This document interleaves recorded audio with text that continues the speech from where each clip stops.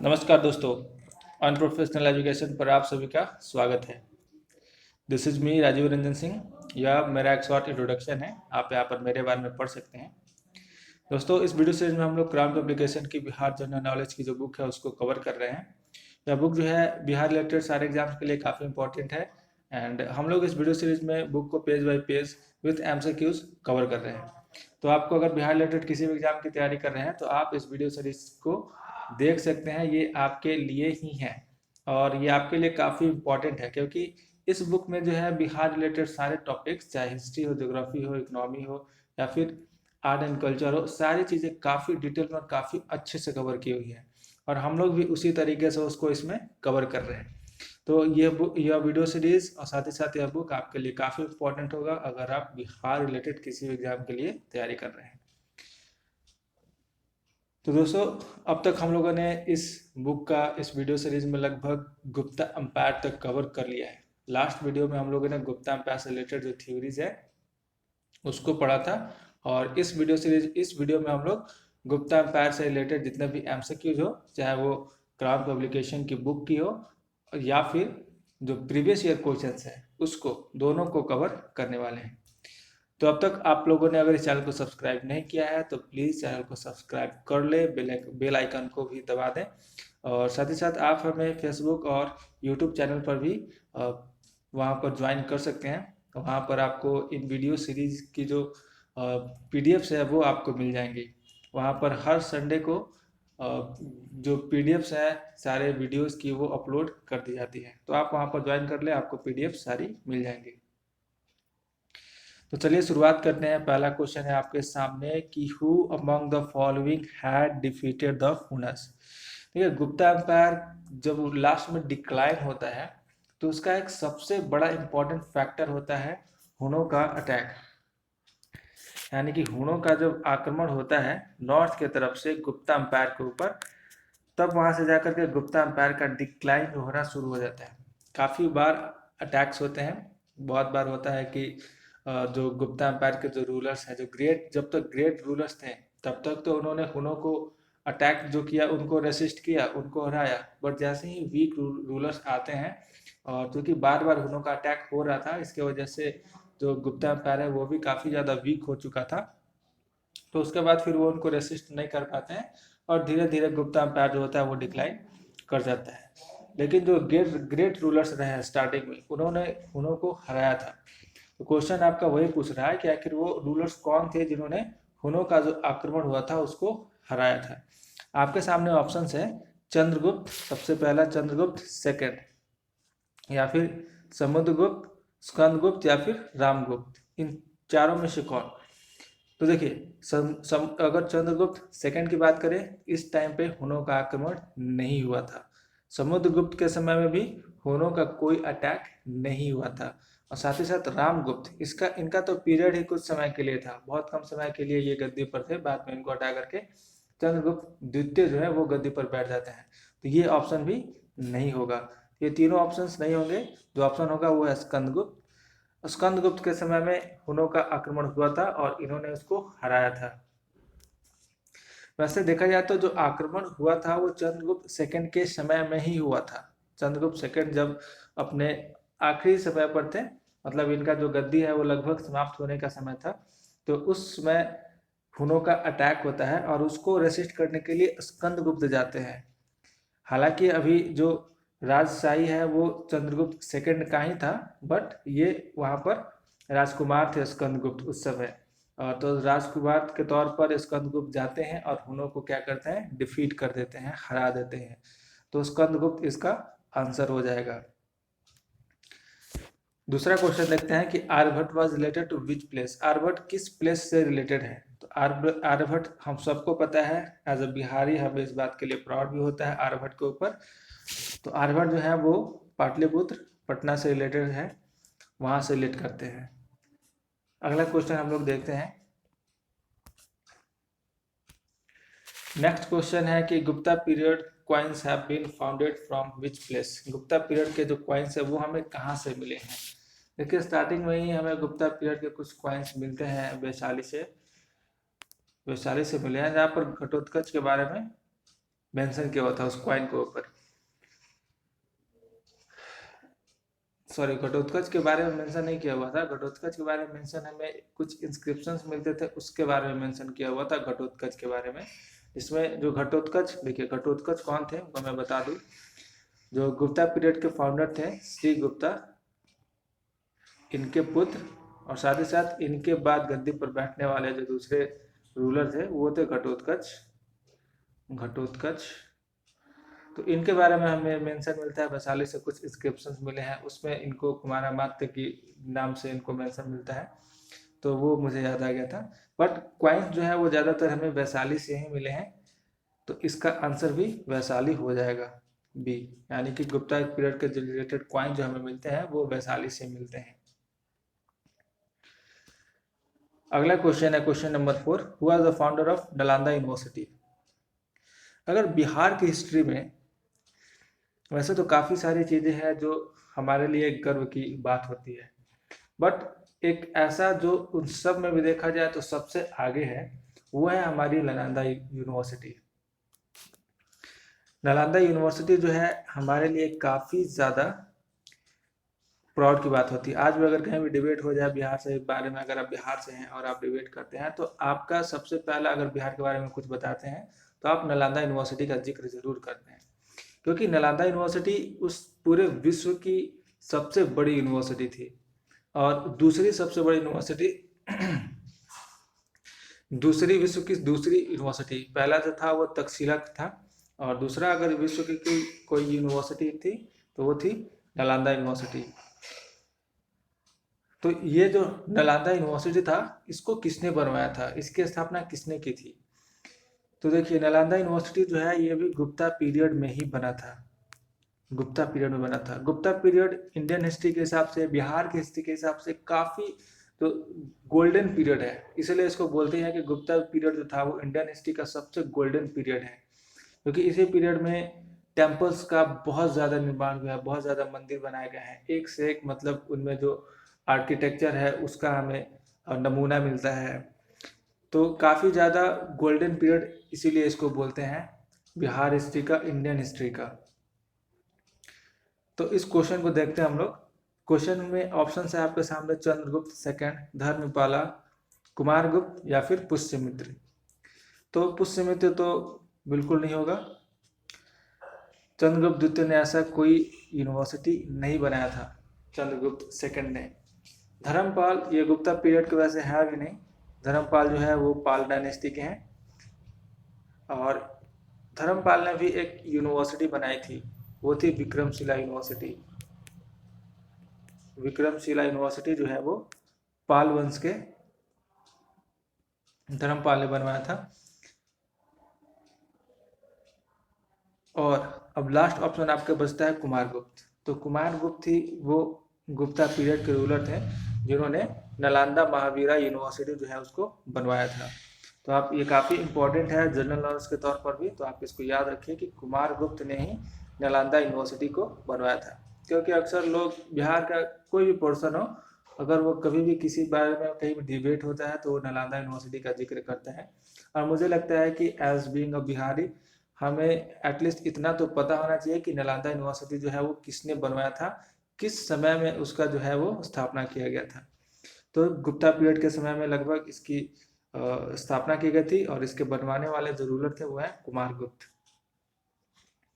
दोस्तों यहाँ पर मैं एक छोटा सा बात आपको बता दूं, वो मैं कमेंट बॉक्स में पिन कर दूंगा कि जो विक्रमशिला यूनिवर्सिटी थी वो किसने बनाया था। ऐसा मुझे कंफर्म है कि वो धर्मपाल ही थे, बट मुझे हल्का सा कन्फ्यूजन हो रहा है धर्मपाल और गोपाल के बीच में, जो कि फाउंडर थे। तो वो मैं आपको पिन कर दूंगा, आप इसको वैसे क्रॉस चेक भी कर सकते हैं। बट ये बिल्कुल क्लियर है कि राम कुमार गुप्त ने नालंदा यूनिवर्सिटी को बनवाया था। चलिए आगे देखते हैं नेक्स्ट क्वेश्चन। नेक्स्ट क्वेश्चन है कि which Gupta ruler is known as the Napoleon of India. ये क्वेश्चन लगभग हर बार पूछा जाता है, और मुझे लगता है कि जो तैयारी कर रहा होगा काफ़ी सीरियसली, उसको ये क्वेश्चन आता भी होगा हमेशा के लिए, क्योंकि ये क्वेश्चन अक्सर आते रहता है। तो नेपोलियन ऑफ इंडिया जो है वो बोला जाता है समुद्र गुप्त को। समुद्रगुप्त जो है वो उसको नेपोलियन ऑफ इंडिया बोला जाता है। चलिए हम लोग ऑप्शंस में देख लेते हैं। तो रामगुप्त नहीं होगा, स्कंदगुप्त नहीं होगा, चंद्रगुप्त सेकंड भी नहीं होगा, डी समुद्रगुप्त। समुद्रगुप्त को जो है वो नेपोलियन ऑफ इंडिया बोला जाता है। बट ये क्वेश्चन तो बिल्कुल अब कॉमन हो चुका है, लगभग हर एग्जाम में मतलब अधिकतर क्वेश्चन ये पूछा जा रहा है। तो नेक्स्ट क्वेश्चन इसमें इंपॉर्टेंट ये आता है कि अगर किसी ने समुद्रगुप्त को अगर नेपोलियन ऑफ इंडिया कहा था तो वो पर्सन कौन थे आखिर, वो हिस्टोरियन कौन थे जिन्होंने समुद्रगुप्त को नेपोलियन ऑफ इंडिया कहा। ये एक नया क्वेश्चन है। तो वैसे आगे आने वाले क्वेश्चन में वो भी क्वेश्चन है इसमें, बट मैं बता दूं कि वो थे वी.ए. स्मिथ, एक हिस्टोरियन थे, इन्होंने समुद्रगुप्त को जो है वो नेपोलियन ऑफ इंडिया कहा था। क्यों कहा था? क्योंकि समुद्रगुप्त ने मिलिट्री के मदद से काफ़ी ज़्यादा जीत हासिल की थी। इसकी जो मिलिट्री है समुद्रगुप्त की, वो काफ़ी ज़्यादा सशक्त थी, काफ़ी ज़्यादा अच्छी थी। तो उसको यूज़ करके इसने काफ़ी सारे जगहों को जीता, काफ़ी सारे जगहों पर अपनी जो है उसने डोमिनेंस क्रिएट किया। साथ ही साथ इसके पास नेवी भी काफ़ी अच्छी थी, काफ़ी अच्छी नेवी थी, जिसकी वजह से जो आइलैंड्स है लाइक सुमात्रा है, जावा है, वहाँ पर इसने अपना काफ़ी ज़्यादा डोमिनेंस क्रिएट किया हुआ था। तो इसी वजह से वी.ए. स्मिथ ने समुद्रगुप्त को नेपोलियन ऑफ इंडिया बोल दिया, क्योंकि नेपोलियन ने भी अपने मिलिट्री के मदद से काफ़ी सारी जगहों को जीता था। तो उसको ही देखते हुए वी.ए. स्मिथ ने समुद्रगुप्त को ये संज्ञा दे दी कि भाई ये तो नेपोलियन ऑफ इंडिया लग रहा है बिल्कुल, जिसने अपने मिलिट्री की मदद से काफ़ी सारे जगहों पर अपना डोमिनियंस क्रिएट किया हुआ है। तो इसी वजह से इसका ऑप्शन हो जाएगा समुद्रगुप्त। चलिए हम लोग अगला क्वेश्चन देखते हैं। अगला क्वेश्चन है कि विच गुप्ता रूलर, फिर से एक मिस्टेक, प्रिंटिंग मिस्टेक, विच गुप्ता रूलर मैरिड कुमारा देवी और लिच्छवी प्रिंसेस। किस गुप्ता रूलर ने कुमारा देवी जो कि लिच्छवी प्रिंसेस थी उनसे विवाह किया था? जिन लोगों ने जो पिछला लेक्चर है मेरा इसके ऊपर गुप्ता एम्पायर के ऊपर अगर उसको देखा होगा तो वो ये सारे क्वेश्चंस काफ़ी आसानी से काफ़ी इजीली कर सकता है। बट चूँकि ये वीडियो सीरीज है, ये जो वीडियो है ये कोई भी देख सकता है, चाहे वो पीछे के लेक्चर्स देखे हो या ना देखे हो। यहाँ पे एक्सप्लेन करते वक्त मुझे काफ़ी सारी चीज़ें डिटेल में एक्सप्लेन करना पड़ेगा, तो इसलिए मैं उसको एक्सप्लेन कर रहा हूँ। देखिए यहाँ पर क्या है कि श्रीगुप्त जो थे, श्रीगुप्त ने गुप्ता पीरियड का, गुप्ता जो डायनेस्टी है, गुप्ता एम्पायर है, उसकी स्थापना की थी। बट श्रीगुप्त के समय में ये जो एम्पायर थी काफ़ी छोटी थी। वैसे इसका तो एक्सटेंशन भी का भी एविडेंस हमें ज़्यादा नहीं मिलता है कि श्रीगुप्ता का जो ये पीरियड था वो कितना बड़ा था, उस समय कितने ज़्यादा मतलब जगहों पर इनका रूल इस्टेब्लिश किया हुआ था। तो काफ़ी छोटा सा इन्होंने शुरुआत किया था। इनके जो बेटे होते हैं, श्रीगुप्त के बाद घटोत्कच आते हैं और घटोत्कच के बाद आते हैं चंद्रगुप्त फर्स्ट। तो चंद्रगुप्त फर्स्ट का क्या होता है कि इनकी शादी करा दी जाती है लिच्छवी की प्रिंसेस कुमारा देवी से।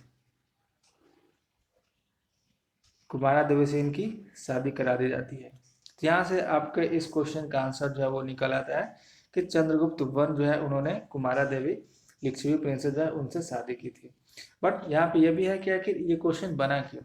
क्योंकि हर रूलर जो होते हैं किसी न किसी से शादी जरूरी करते हैं, कोई 2 करता है, 3 करता है, तो काफ़ी सारे होती है। बट ऐसा क्वेश्चन जनरली अराइज नहीं होता है कि पर्टिकुलर ऐसा पूछे कि ये रूलर जो है इनसे इनका शादी हुआ था, तो ऐसा क्वेश्चन नहीं आता है। बट ये क्वेश्चन है, यानी कि जाहिर सी बात है कि इसमें कुछ ना कुछ इंपॉर्टेंट पॉइंट है इनको शादी के लेकर के। कुमार देवी से मैरिज करना इनके लिए कुछ अच्छा साबित हुआ होगा या फिर किसी न किसी इवेंट को रिलेट करता होगा, तभी जाकर के ये क्वेश्चन बना है। तो चलिए जानते हैं उस इवेंट के बारे में या फिर वो पॉइंट के बारे में जिसकी वजह से ये क्वेश्चन बना है। तो जैसे ही चंद्रगुप्त फर्स्ट की कुमारा देवी के साथ शादी होता है तो इनके लिच्छवीज के साथ काफ़ी अच्छे रिलेशन बन जाते हैं, यानी कि गुप्ता रूलर्स और लिच्छवीज के साथ काफ़ी अच्छा और काफ़ी गहरा संबंध बन जाता है। जिसके बाद चंद्रगुप्त फर्स्ट जो क्या करते हैं कि लिच्छवी के हेल्प से ही ये काफ़ी सारा कॉन्क्वेस्ट अपना करते हैं। लिच्छवी के मदद से पहली बार मगध को ये जीत पाते हैं, लिच्छवी के मदद से। तो लिच्छवीज की मदद से ये मगध को जीतते हैं, मगध को अपने एम्पायर में मिलाते हैं। और मगध को अपने एम्पायर में मिलाना काफ़ी बड़ी बात थी, क्योंकि मगध जो है वो मॉडर्न टाइम से ही सेंटर ऑफ पॉलिटिक्स रहा है इंडिया में। तो उसको अपने में मिलाने के बाद मतलब वो काफ़ी ज़्यादा इम्पोर्टेंट पॉइंट थी। इसके अलावा इनके ही मदद से वो मथुरा को जीतते हैं कनिष्का को हरा करके, साथ ही साथ प्रयाग को जीतते हैं, यानी कि अभी का इलाहाबाद जो था तो उसको जीतते हैं। तो लिच्छवी की हेल्प से ये काफ़ी सारी जगहों को कॉन्क्वेस्ट करते हैं, और लिच्छवी को कॉन्क्वेस्ट करने का मतलब इनका जो रिलेशन बनता है वो इनकी मैरिज की वजह से ही बना है। तो इसीलिए ये क्वेश्चन अक्सर पूछता है कि कुमारा देवी के साथ जो विवाह है किसने किया था, क्योंकि इसी विवाह के बाद अगर देखा जाए तो गुप्ता पीरियड जो है वो काफ़ी ज़्यादा आगे बढ़ा, उसका एक्सटेंशन, उसका एरिया जो है रूल का वो और ज़्यादा एक्सपैंड किया। तो इसीलिए क्वेश्चन ये काफ़ी ज़्यादा इंपॉर्टेंट हो जाता है। साथ ही साथ ये भी पूछता है कि इसके बाद जो अगले रूलर थे, तो यानी कि चंद्रगुप्त के बाद जो अगले इनके पुत्र थे वो थे समुद्रगुप्त। तो समुद्रगुप्त को लिच्छवी दोहित्रा भी कहा जाता है। समुद्रगुप्त को लिच्छवी दोहित्रा, लिच्छवी दोहित्रा का मतलब, लिच्छवी दोहित्रा, ठीक है, दोहित्रा का मतलब होता है, अगर आप बिहारी ठेठ भाषा में बोले तो इसको जिसे बोलते हैं नाती, नातिन होता है, नातिन होता है और नतनी होती है। तो यानी कि जो बेटी होती है उसके लड़के, तो उसको दोहित्रा भी बोलते हैं। तो लिच्छवी दोहित्रा का मतलब लिच्छवी के बेटी का बेटा। तो इसीलिए समुद्रगुप्त को लिच्छवी दोहित्रा भी लिखा हुआ कई सारे जगहों पर हमें मेंशन मिलता है, यानी कि लिच्छवी का काफी ज्यादा गहरा संबंध था गुप्ता एम्पायर के साथ चंद्रगुप्त फर्स्ट के समय में। तो ये क्वेश्चन भी अक्सर पूछता है कि किस रूलर को लिच्छवी दोहित्रे के नाम से जानते हैं, आगे वो क्वेश्चन आएगा भी। तो इसका आंसर हो जाएगा चंद्रगुप्त फर्स्ट। चंद्रगुप्त फर्स्ट ने कुमारा देवी जो लिच्छवी प्रिंसेस थे उनसे विवाह किया था। चलिए अगला क्वेश्चन हम लोग देखते हैं। अगला क्वेश्चन है कि which Gupta ruler is referred to as Lichchhavi Dauhitra. Question आ भी गया तो इसका आंसर अब बिल्कुल आप लोग आसानी से लगा सकते हैं। चलिए इसका आंसर आप लोग कमेंट बॉक्स में लिख करके बताइएगा कि कौन सा होगा। ऑप्शन आपके सामने है, समुद्रगुप्त है, स्कंदगुप्त, चंद्रगुप्त फर्स्ट एंड विष्णुगुप्त। तो आप बताइएगा कि इसका आंसर क्या होगा। अगला क्वेश्चन है कि which ruler is given credit to consolidate the empire. तो किस रूलर को ये क्रेडिट दिया जाता है कि उसने गुप्ता एम्पायर को कंसोलिडेट किया, यानी कि और सुदृढ़ किया। तो श्रीगुप्त के बारे में हमें पता है कि श्रीगुप्त, वैसे ऑप्शन हम लोग देख लेते हैं कि कौन कौन से हैं। ऑप्शन है आपके साथ चंद्रगुप्त फर्स्ट, चंद्रगुप्त सेकंड, समुद्रगुप्त और कुमारगुप्त। अगर हम लोग एक के बाद एक रूलर जो आते गए उनके अनुसार देखें तो सबसे पहले इसमें आपके चंद्रगुप्त फर्स्ट के, तो चंद्रगुप्त फर्स्ट जो है यानी कि सी फर्स्ट, इन्होंने तो कॉन्क्विस्ट किया, इन्होंने मगध को जीता, इन्होंने मथुरा को जीता, इन्होंने इलाहाबाद को जीता। तो इन्होंने सिर्फ जीत हासिल की। जीत हासिल करना का मतलब कंसोलिडेट करने से नहीं होता है। जीत अगर आप हासिल करते गए, अपनी एरियाज को एक्सपेंड करते गए, तो ये तो आपका एक्सपेंशन हो गया, आपने अपनी राज को एक्सपेंड किया, उसको और ज़्यादा फैलाया एक जगह से दूसरी जगह तक। तो चंद्रगुप्त फर्स्ट जो है वो अपने जो राज होते हैं उसको एक्सपेंड करते हैं, एक जगह से दूसरी जगह तक, और उसको बढ़ाते हैं। तो इन्होंने तो एक्सपेंड किया, एक्सपेंड करने में ही इनकी जो पूरी की पूरी पीरियड था वो निकल गया। कंसोलिडेट करने का मतलब ये, एक बार जब उसको एक्सपेंड कर लिए तो वहां पर अपनी पकड़ मजबूत रखना, उसको कंसोलिडेट करना बोलते हैं। तो चंद्रगुप्त फर्स्ट ने तो सिर्फ एक्सपेंड किया। समुद्रगुप्त उसके बाद आते हैं दूसरे नंबर पे। समुद्रगुप्त ने भी अपने जो एरिया है, रीजन है रूल करने का, उसको बढ़ाया। ये आए वेस्ट की तरफ, ये मालवा पठार, उसके अलावा महाराष्ट्र की तरफ, वहां पर अपनी जो गुप्ता एम्पायर का जो रीजन है उसको एक्सपेंड किया। इन्होंने लगभग नॉर्थ वेस्ट की तरफ, इन्होंने वेस्ट की तरफ, साउथ वेस्ट की तरफ इसको एक्सपेंड किया अपना रीजन। तो इन्होंने भी एक्सपेंड किया, ये भी कंसोलिडेट नहीं कर पाए। तो मतलब राज्य जो था वो था, ऐसा नहीं था कि बहुत वीक होता, बट वो लोग सिर्फ और सिर्फ उस समय एरियाज जीत रहे थे, इन्होंने कंसोलिडेट नहीं किया। कंसोलिडेट करते हैं चंद्रगुप्त सेकंड। ये जब आते हैं तो इनके समय में ये मेजर एरिया जीतते नहीं है। वैसे भी ये कुछ एरिया जीते तो वहां से फिर वापस आ गया, तो वो हाथ से चला गया। तो वैसे ये जीते नहीं, बल्कि जो एरिया था अपना पूरा नॉर्थ में, वेस्ट में, ये सारे एरियाज को इन्होंने क्या किया, कंसोलिडेट किया। यहाँ पर जो अपना शासन है उसको और ज्यादा सुदृढ़ बनाया, अपनी पकड़ को मजबूत की, कि आगे चल करके वहां पर किसी का अटैक ना हो जाए, या फिर अटैक करके वो राज हमारे हाथ से बाहर ना निकल जाए। तो जो राज्य था उसको बिल्कुल इंटैक्ट करके रखा, उसको बिल्कुल कंसोलिडेट किया। तो चंद्रगुप्त फर्स्ट, समुद्रगुप्त इन्होंने एक्सपैंड किया था, और उसके बाद जब चंद्रगुप्त सेकंड आते हैं तो वो इसको कंसोलिडेट करते हैं। तो इसका ऑप्शन हो जाएगा कौन सा, चंद्रगुप्त सेकंड। इन्होंने कंसोलिडेट किया था, याद रखिएगा ये कंसोलिडेट करते हैं। एंड कुमारगुप्त तो इसके बाद आते हैं, वो न कंसोलिडेट जो किया हुआ उसको बिल्कुल इंटैक्ट बनाए रखते हैं, जैसा था वैसे का वैसा। और इनका इंपॉर्टेंट इवेंट तो यही है कि उन्होंने नालंदा यूनिवर्सिटी को इस्टेब्लिश किया था, इसके अलावा कुछ नहीं है इनका। चलिए हम लोग नेक्स्ट देखते हैं अगला क्वेश्चन। अगला क्वेश्चन है, Nalanda university was established bye. Nalanda university किसने इस्टेब्लिश किया था? तो अब तक तो आप लोग जान ही गए होंगे कि गुप्तास ने ये नालंदा यूनिवर्सिटी जो है वो इस्टेब्लिश करा था। अगला क्वेश्चन है कि द महाबोधि टेम्पल इन बोध गया was established during the rain of. देखिए महाबोधि जो टेम्पल हम लोग आज के समय में जाकर के देखते हैं, तो वो जो टेम्पल है वो कब बना उस तरीके का। अभी जो टेम्पल है स्टार्टिंग से ऐसा नहीं कि वो बिल्कुल शुरुआत से ही वैसा टेम्पल था, स्टार्टिंग में वहाँ पर बिल्कुल छोटा सा टेम्पल था, मॉडर्न्स के टाइम में छोटा सा टेम्पल था। तो वहाँ पर अभी का जो टेम्पल है, जो कि शिखरा स्टाइल बोलते हैं उसको, उसका जो ऊपर का पार्ट है वो शिखर के तरह है, तो उसको शिखर स्टाइल बोलते हैं। तो इस तरीके का जो टेम्पल है वो किसने बिल्ड किया? शुरुआत में वैसा टेम्पल तो था नहीं, और अभी के समय में आप जाएंगे तो सिर्फ जो मेन जो टेम्पल है जहाँ पर अंदर में भगवान बुद्ध की मूर्ति है वो बिल्कुल पुराना है। पुराना का मतलब वो गुप्ता पीरियड का है, और उसको गुप्ता रूलर्स ने ही बनवाए थे। तो वैसे इसका आंसर तो अब सामने आ गया कि गुप्तास के समय में वो टेम्पल जो है वो बना था। बट गुप्तास के पहले वहाँ पर वैसा टेम्पल नहीं था, छोटा सा टेम्पल था, और कुछ इंस्क्रिप्शन थे, यक्ष यक्षिनी को उसमें स्कल्पचर्स बने हुए थे। मॉडर्न टाइम की मैं बात कर रहा हूँ, तो मॉडर्न टाइम में उतना छोटा सा ही टेम्पल था। बट गुप्ता जब आते हैं तो उसी टेम्पल को अपने स्टाइल में, जो उनका शिखरा स्टाइल है, उसमें वो लोग वहाँ पर एक टेम्पल जो है वो बनवाते हैं। और बाद में अब जा करके उसको काफ़ी ज़्यादा उसको परिसर को घेर दिया गया है वगैरह, काफ़ी अच्छा बनाया गया है। बट वो जो टेम्पल है बीच का वो अभी भी इंटैक्ट है, बिल्कुल जैसा है वैसा का वैसा। काफ़ी अच्छा भी लगता है जा करके देखने में।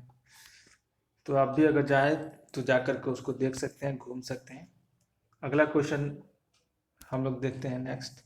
अगला क्वेश्चन है कि in which of the following inscriptions are Samudragupta achievements mentioned. Samudragupta के जो अचीवमेंट्स है वो कहाँ पर, यानी कि किस इंस्क्रिप्शन में मेंशन किए हुए हैं। तो हमें अचीवमेंट्स के बारे में जानना है कि अचीवमेंट्स जो है वो किस इंस्क्रिप्शन में मेंशन किया हुआ है।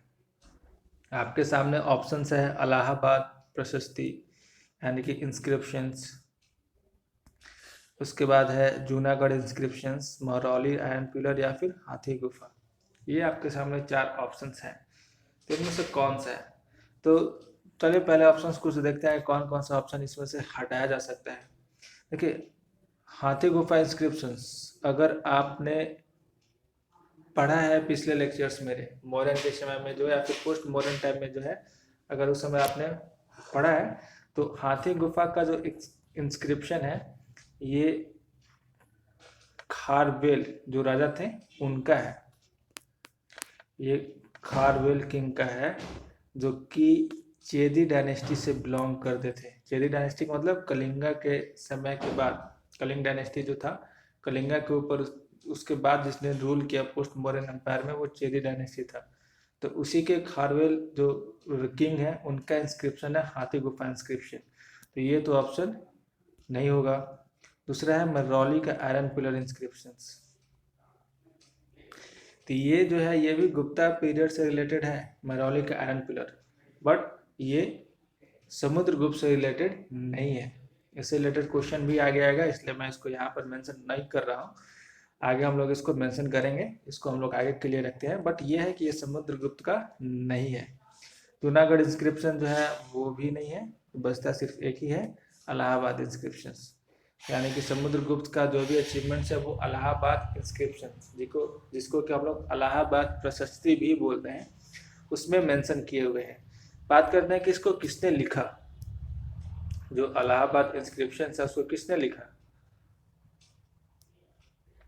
इसको लिखने वाले थे कोर्ट पोएट यानी कि राज दरबार के जो कवि थे हरिसेन। हरिसेन ने लिखा था। हरिसेन समुद्रगुप्त के समय में काफ़ी इम्पोर्टेंट प्लेस रखते थे उनके कोर्ट में, उनके दरबार में। तो हरिसेन ने ये इलाहाबाद प्रशस्ति लिखा था। हरिसेन जो है वहाँ पर उनको कुमारामात्य की उपाधि दी गई थी, यानी कि कुमारामात्य के पद पर वो थे। तो काफ़ी इम्पोर्टेंट समुद्रगुप्त के टाइम पर हरिसेन का अपना एक ओहदा था और इन्होंने ही इलाहाबाद प्रशस्ति की जो लेख है उसको लिखा था। तो काफ़ी इम्पोर्टेंट है। एक तो याद रखिए कि किससे रिलेटेड है, तो समुद्रगुप्त से, और किसने लिखा था तो वो हरिसेन थे। अगला क्वेश्चन देखते हैं। The silver coin of Gupta period was known as. जो सिल्वर कॉइन्स गुप्ता पीरियड में बनाए जाते थे उसको क्या बोला जाता है? तो इसमें से आप चाहे तो ऑप्शंस चेक कर सकते हैं, बट चलिए सीधा मैं बता देता हूँ। वो रुपयक है। सिल्वर कॉइन्स को रुपयक बोला जाता है। सिल्वर कॉइन्स को गुप्ता पीरियड के समय में रुपयक कहा जाता है। तो काफ़ी स्ट्रेट फॉरवर्ड क्वेश्चन था, इसमें ज़्यादा कुछ समझाने के लिए था नहीं। तो ये हो गया। ठीक है, एक और क्वेश्चन यहाँ से सामने आता है जब रुपयक की बात हुई है। तो वैसे देखिए अलग अलग समय में जो गोल्ड कॉइन्स वगैरह जो निकाले गए थे तो उसको अलग अलग बोला जाता है। कहीं पे पन्ना बोलते हैं, कहीं पर अलग अलग जो नाम है अलग अलग पीरियड में उसको दिया जाता है। तो जैसे कि हम लोग पता है कि अभी के समय में हम लोग जो सिक्का है या फिर जो भी नोट्स वगैरह है उसको हम लोग रुपया बोलते हैं। हमारी करेंसी क्या है? वो है रुपया। रुपया। तो क्वेश्चन ये होता है कि जो रुपया है इसकी हिस्ट्री की अगर बात करें तो सबसे पहले किस राजा के समय में जो रुपया है वो नाम दिया गया, जो क्वाइंस है, जो करेंसी है उसको रुपया बदलाया गया है।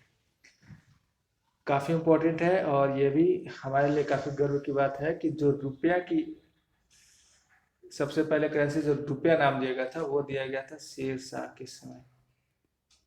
शेरशाह, यानी कि रुपया चलाने वाले जो सबसे पहले थे वो शेरशाह थे। शेरशाह ने ही रुपया चलाया था और वही रुपया जो है अभी की हमारी करेंसी है। बल्कि हमारे ही नहीं, अब अलग अलग जो कंट्रीज है, भूटान में है, भूटान में भी रुपया चलता है, पाकिस्तान में भी रुपया चलता है, पाकिस्तानी रुपया चलता है वहाँ पर।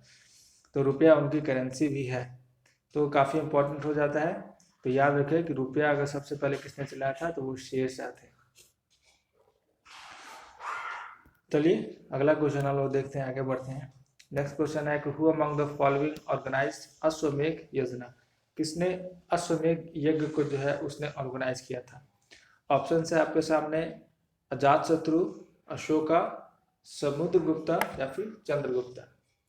तो देखिए ज़्यादातर जो कॉन्क्वेस्ट करने वाले थे वो समुद्रगुप्त ही थे, तो समुद्रगुप्त ने किया था। यहाँ पर देखिए आप ऑप्शन छाड़ भी सकते हैं आप इसको। इससे चंद्रगुप्त के बारे में दिया हुआ है तो चंद्रगुप्त फर्स्ट या सेकंड नहीं लिखा हुआ है। अगर केवल चंद्रगुप्त है तो हो सकता है कि मॉडर्न चंद्रगुप्त के बारे में भी बात कर रहा हो, तो इससे आप इसको हटा सकते हैं क्योंकि इसमें काफ़ी चीज़ें जो है कंफ्यूजिंग है। अशोक ने कभी किया नहीं है, अजातशत्रु ने किया नहीं, तो आपके साथ सिर्फ एक ही ऑप्शन बचता है समुद्रगुप्त। और जो ज़्यादा बोलते हैं ना, जो होशियार होंगे वो समझ जाएंगे कि हम लोग गुप्ता एम्पायर के बारे में पढ़ रहे हैं, तो इसका ऑप्शन जो है वो गुप्ता एम्पायर से ही किसी किंग का होगा, किसी राजा का होगा। तो ये हो जाएगा इसका समुद्रगुप्त। अगला क्वेश्चन देखते हैं। नेक्स्ट क्वेश्चन है कि विच of the following literary works of Kalidas. Kalidas जो है वो उनके कौन से इनमें से उनका लिटरेरी वर्क है? कालिदास हमारे लिए जो लिटरेचर में जो सबसे पहले आते हैं, हिंदी लिटरेचर खास तौर पे, वो कालिदास है। हिंदी, संस्कृत, तो कालिदास भी जो है जो हमारे लिए इतना प्राइड की बात है, तो वो भी इसी पीरियड के थे, गुप्ता पीरियड के। तो इनका कौन सा जो है वो इन चारों में से कौन सा लिटरेरी वर्क है? आपके सामने ऑप्शंस है कि अभिज्ञान शकुंतलम, उसके अलावा अमरकोशा, चरक संहिता या फिर मृच्छकटिका। इन चारों में से कौन सा होगा? देखिए मृच्छकटिका जो है ये शूद्रका का लिखा हुआ है, तो ये तो होगा नहीं। चरक संहिता में अपने आप नाम ही दिया हुआ है चरक का, तो ये चरक का है। अमरकोशा के बारे में उतना तो नहीं पता, बट कालिदास की जो लिटरेरी वर्क है वो है अभिज्ञान शकुंतलम, सबसे ज़्यादा फेमस, काफ़ी फेमस है ये। अभिजान शकुंतलम। तो ये आपका ऑप्शन हो जाएगा नंबर ए, अभिजान शकुंतलम। तो कालिदास के लिटरेरी कौन सा हुआ, वो हुआ अभिजनान या फिर अभिजान शकुंतलम। अगला क्वेश्चन देखते हैं हम लोग। नेक्स्ट क्वेश्चन है कि विच of the following which of the periods marks the beginning of Indian temple architecture. Indian temple architecture की शुरुआत जो पीरियड में हुई थी वो थी गुप्ता पीरियड। इसमें कोई इधर उधर जाने की बात ही नहीं है, सीधा सीधा कौन सा होगा, गुप्ता पीरियड। वैसे भी अपने पहले हमने इतना इसको अच्छे से समझा है, तो इसमें तो इधर उधर करने की बात ही नहीं है, सीधा सीधा क्या हो जाएगा इसका, गुप्ता पीरियड। अगला देखते हैं कि who assume the title of Vikramaditya. Vikramaditya का टाइटल किसने लिए अपनाया। ऑप्शन है आपके अशोक, चंद्रगुप्त सेकंड, कनिष्का या फिर समुद्रगुप्त। तो विक्रमादित्य का जो टाइटल है वो अपनाए थे चंद्रगुप्त सेकंड ने। चंद्रगुप्त सेकंड को विक्रमादित्य जो है वो बोला जाता है। चलिए अगला क्वेश्चन देखते हैं हम लोग। नेक्स्ट क्वेश्चन है कि in which century did famous Chinese pilgrim Fahien visited India. यानी कि जो फेमस चाइनीज पिलग्रिम है फैयान, वो किस सेंचुरी में जो है वो इंडिया में विजिट करते हैं, चौथी, पांचवी, छठी या फिर सातवीं। तो चाइनीज पिलग्रिम फैयान जो है वो 5वीं शताब्दी में क्या करते हैं, विजिट करते हैं। 5वीं शताब्दी में वो इंडिया का विजिट करते हैं, और 5वीं शताब्दी में इंडिया में उस वक्त गुप्ता एम्पायर का रूल चल रहा था, यानी कि गुप्ता टाइम पर ही ये जो फैयान है वो विजिट करते हैं।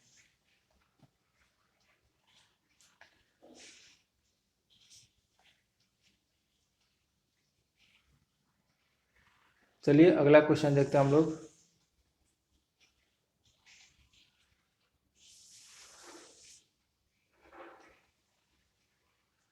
नेक्स्ट क्वेश्चन है कि विच of the following was the official language of Gupta period. Gupta period का ऑफिशियल लैंग्वेज कौन है, पाली, मगध, प्राकृत या फिर संस्कृत। गुप्ता पीरियड की जो ऑफिशियल लैंग्वेज थी वो संस्कृत थी। संस्कृत में काफ़ी सारे वर्क्स हुए हैं कालिदास के, काफ़ी सारे लिटरेचर्स वगैरह जो है वो संस्कृत के हैं, तो इसलिए आप इसको अनुमान भी लगा सकते हैं कि इसका ऑप्शन जो होगा वो संस्कृत ही होगा। चलिए नेक्स्ट क्वेश्चन देखते हैं हम लोग। अगला क्वेश्चन है कि Aryabhata and Varahamihira belong to which age. Aryabhata Varahamihira दोनों एक लीजेंड थे। आर्यभट्ट मैथमेटिक्स में, वराहमिहिर जो वो एस्ट्रोलॉजी में। और ये दोनों के दोनों जो 9 रत्न थे, 9 रत्न की बात करते हैं तो 9 रत्न में ये शामिल थे। 9 रत्न जो है वो चंद्रगुप्त सेकंड के दरबार में थे। याद रखिए कि चंद्रगुप्त सेकंड जो थे इनके कोर्ट में 9 रत्न थे, और ये दोनों आर्यभट्ट वराहमिहिर उन्हीं 9 रत्न के हिस्सा थे। तो ये तो ऑप्शन तो हो जाएगा गुप्ता पीएस। अगर वैसे पर्टिकुलर रूलर के बारे में पूछे तो आप याद रखिए चंद्रगुप्त सेकंड। चंद्रगुप्त सेकंड के समय में 9 रत्न थे। 9 रत्न में कौन कौन से थे, एक तो आपके कालिदास हो गए, उसके अलावा आर्यभट्ट, उसके अलावा वराहमिहिर, फेमस जो है मेडिसिन से रिलेटेड धन्वंतरी। ये चार जो है ये तो आपके जो 9 रत्न है उनमें से हैं। ये 4 काफ़ी ज़्यादा फेमस भी हैं। तो आप याद रखिए कि चंद्रगुप्त सेकंड के समय में जो 9 रत्न की बात होती है वो होती है, और एज तो आपको पता ही है, गुप्ता एज है। अगला क्वेश्चन देखते हैं। Kumara Sambhavam an epic composed by. Kumara Sambhavam जो है वो कालिदास का लिखा हुआ है, कालिदास का है ये। कालिदास के कौन कौन से लिटरेचर वर्क है, चलिए उसको एक बार देख लेते हैं।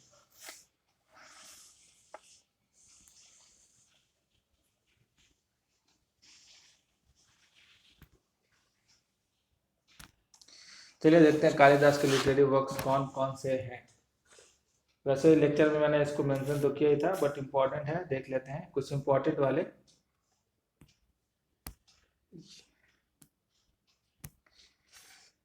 तो सबसे पहला आपका इसमें जो इम्पोर्टेंट है वो है, सबसे पहला मेघदूतम।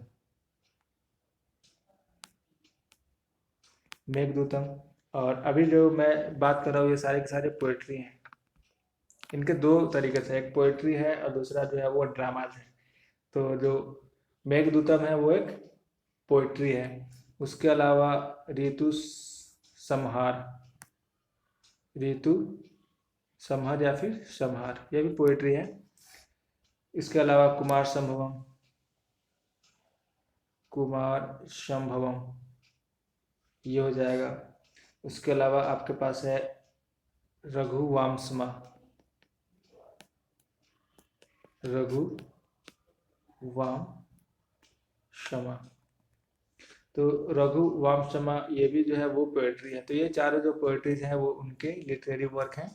इसके बाद अगर बात करें ड्रामास की, कौन कौन से इन्होंने ड्रामा जो है वो लिखा हुआ है। एक है मालविकाग्निमित्रा,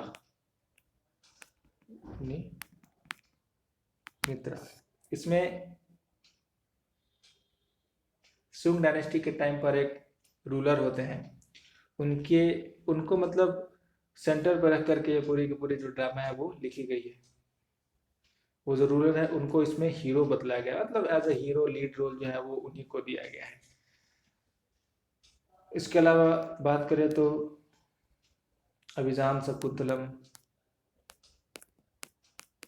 अभिजान शकुंतलम ये भी है, ये बुक भी ड्रामा जो है इनका ही लिखा हुआ है। उसके अलावा एक और है विक्रमोर्वशीयम, विक्रमोर्वशीयम।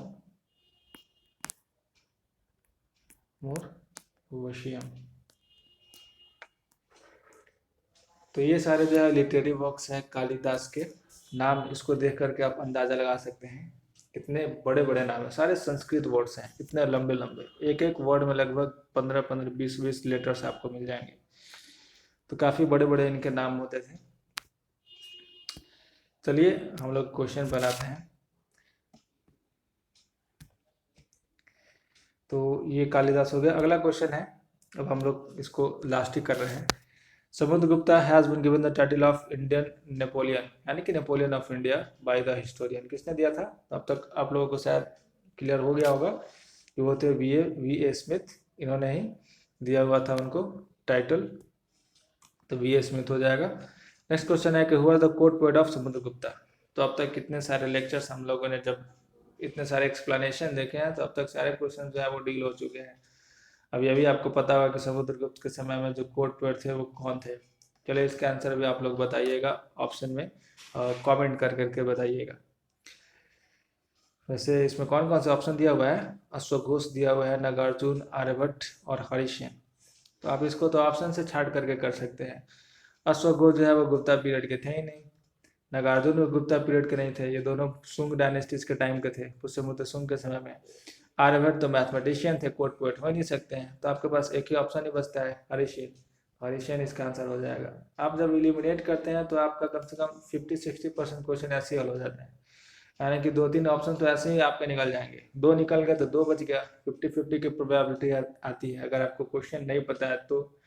अगर 3 कर लेते हैं तो जो आपको ऑप्शन है वो आपके सामने आ ही जाता है।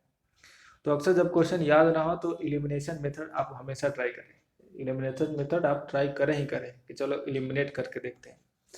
बट वो भी तभी लागू होगा जब आपने पढ़ा हो, क्वेश्चन नहीं आ रहा हो, तब आप इलिमिनेशन मेथड यूज कर सकते हैं। आप जब आपने पढ़ा ही नहीं हो तो आपको 4 ऑप्शन के बारे में पता ही नहीं है, तो आप इलिमिनेट करोगे क्या से? तो ये भी उसके लिए ही है जो अच्छे से पढ़ा हुआ है, क्वेश्चन नहीं आ रहा है तो वो इलिमिनेट कर सकता है। चलिए देखते हैं अगला क्वेश्चन, शायद ये लास्ट ही पेज था क्या? तो हाँ लास्ट ही पेज है। तो चलिए हमने गुप्ता एम्पायर से रिलेटेड एमसीक्यूज, काफ़ी इंपॉर्टेंट एमसीक्यूज हम लोगों ने डिस्कस कर लिए हैं। उम्मीद है कि अब इससे रिलेटेड जो भी क्वेश्चन आता है आप उसको कर पाएंगे। वैसे भी आप अगर आप पिछला जो वीडियो है उसको पढ़ा होगा तो ये सारे क्वेश्चन भी आप काफ़ी आसानी से कर जाते हैं।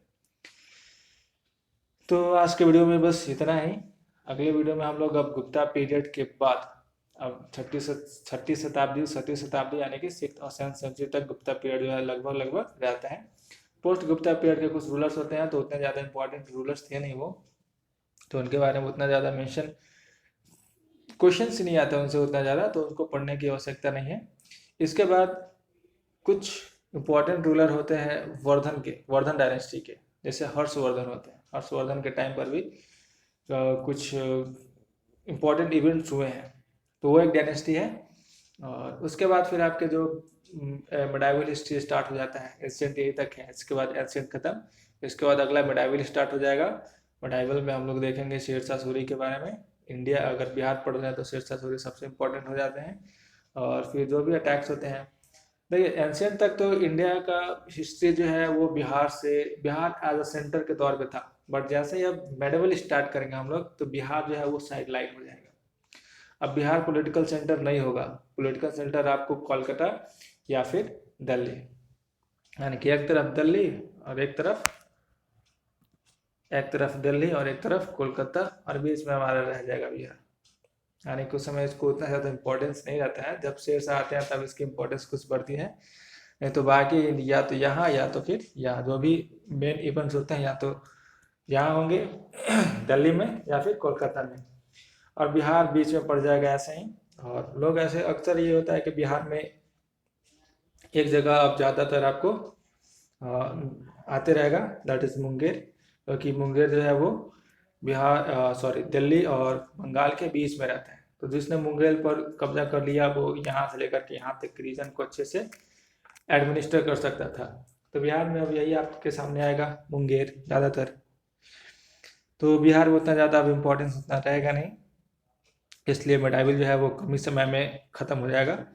और मॉडर्न हिस्ट्री में भी कुछ खास यहाँ पर नहीं है, तो वो भी काफ़ी कम समय में भी उसको भी हम लोग ख़त्म कर लेंगे। हाँ, एक चीज़ में काफ़ी ज़्यादा समय लग जाएगा जब भी ट्राइबल रिवॉल्ट के बारे में बात आएगा, क्योंकि अधिकतर ट्राइबल रिवॉल्ट जो है वो बिहार में ही हुए हैं, बिहार और आसपास के एरिया में हुए हैं। क्योंकि उस समय बात करें तो उड़ीसा, झारखंड, ये सब बिहार में ही थे। तो जो भी ट्राइबल्स रिवॉल्ट हुए वो लगभग यहीं हुए हैं, तो तब उसका इम्पोर्टेंस जो है वापस हमको देखने को मिलेगा। तो चलिए तब तक के लिए इतना ही, मिलते हैं अगले वीडियो में। अगर आपको वीडियो अच्छा लगता है तो वीडियो को लाइक करें, शेयर करें, और कुछ अगर बोलते वक्त कुछ मिस्टेक्स हो जाते हैं, क्योंकि कल मुझे एक कमेंट आया है जिसमें जो मेरा पहला लेक्चर था उसमें मैंने एक पॉइंट जो है वो मिस किया था, तो उस कमेंट में मुझे लिख करके बताया गया था कि सर आपने ये पॉइंट जो है वो यहाँ पर गलत बोल गए हैं। तो फिर मैंने उसको फिर कमेंट बॉक्स में पिन करके उसको करेक्ट भी करा, ऐसा कोई बड़ी चीज़ नहीं थी। बट फिर भी ऐसे जो लिसनर्स हैं या फिर जो ऐसे स्टूडेंट हैं जो हमें हमारे मिस्टेक्स को बतलाते हैं, तो काफ़ी अच्छा लगता है कि जो लिसनर है या फिर जो व्यूअर्स है वो वीडियोस काफ़ी अच्छे से देख रहे हैं। तो आप भी अगर देखते हो कभी ऐसा लगे कि सर यहाँ पर जो है वो मिस्टेक से बोल गए हैं या फिर यहाँ पर जो है कुछ गलत पढ़ा गया, तो आप बिल्कुल कमेंट बॉक्स में उसको लिख करके बताइए, ताकि हम भी उसको करेक्ट कर सकें, ताकि उसके बाद अगर कोई वीडियो लेक्चर्स देखता है तो वो कहीं से भी गलत उसके पास इंफॉर्मेशन न जाए। तो आप बिल्कुल इस बात का ध्यान रखें, कभी लगे कि सर ये थोड़ा सा मिस्टेक है तो आप उसको कमेंट बॉक्स में लिख करके जरूर बताएं। वैसे हम लोग वीडियो जो है वो अच्छे से थोड़ा सा रिव्यू करने के बाद ही अपलोड करते हैं, बट फिर भी कभी कभार ऐसे छूट गया तो आप उसको कर सकते हैं। तो आप बेशक उसको कमेंट कर करके हमें बतलाएं। अदरवाइज अगर अच्छा लगता है तो लाइक करें, लाइक्स बहुत कम आते हैं वीडियोज़ के ऊपर, 20-500 उससे ऊपर हो जाते हैं, बट लाइक्स देख लो तो 40-40 भी नहीं पहुँचते हैं। तो लाइक्स कर दिया कीजिए अगर आपको वीडियोज़ अच्छे लगे तो। शेयर करना सबसे इम्पोर्टेंट है, आप जितना शेयर करेंगे उतना ज़्यादा वीडियोज़ का रीच जो है वो बढ़ेगा, उतने ज़्यादा स्टूडेंट जो है उनको फ़ायदा हो पाएगा इन लेक्चर्स के। तो क्या है कि जो क्राउन पब्लिकेशन का जो यूट्यूब पे वीडियोज़ अगर आप देखेंगे तो इंग्लिश में नहीं मिलेंगे आपको। मैंने भी इसीलिए स्टार्ट किया था क्योंकि इंग्लिश में लेक्चर्स मुझे नहीं मिले थे, तो मैंने भी सोचा कि क्यों ना जब मुझे नहीं मिलता है तो मैं भी कुछ कंट्रीब्यूट कर दूं और इंग्लिश लेक्चर जो है वो अपलोड कर दूं उसके ऊपर। इसलिए मैंने इंग्लिश में स्टार्ट किया था, क्योंकि बिहार में वैसे आप देखेंगे तो इंग्लिश बहुत कम लोग हैं, बहुत कम लोग इंग्लिश प्रेफर करते हैं, सब लोग हिंदी मीडियम ही प्रेफर करते हैं, जिसकी वजह से बिहार रिलेटेड बीपीएससी के लिए आपको इंग्लिश में काफ़ी कम आपको मटेरियल्स मिलेंगे। इसलिए मैंने इंग्लिश में इसको स्टार्ट किया कि चलो इंग्लिश में मैं भी कुछ डाल दूँ, ताकि जो इंग्लिश मीडियम के बच्चे हैं उनको ज़्यादा परेशानी ना हो। तो आप इसको जितना ज़्यादा शेयर करेंगे उतना ज़्यादा लोगों को जो है वो फ़ायदा हो पाएगा, तो आप शेयर बिल्कुल कर दें। तो चलिए आज के लिए बस इतना ही, मिलते हैं अगले वीडियो में, तब तक के लिए नमस्कार। प्रिपरेशन अपना अच्छे से कीजिए, धन्यवाद।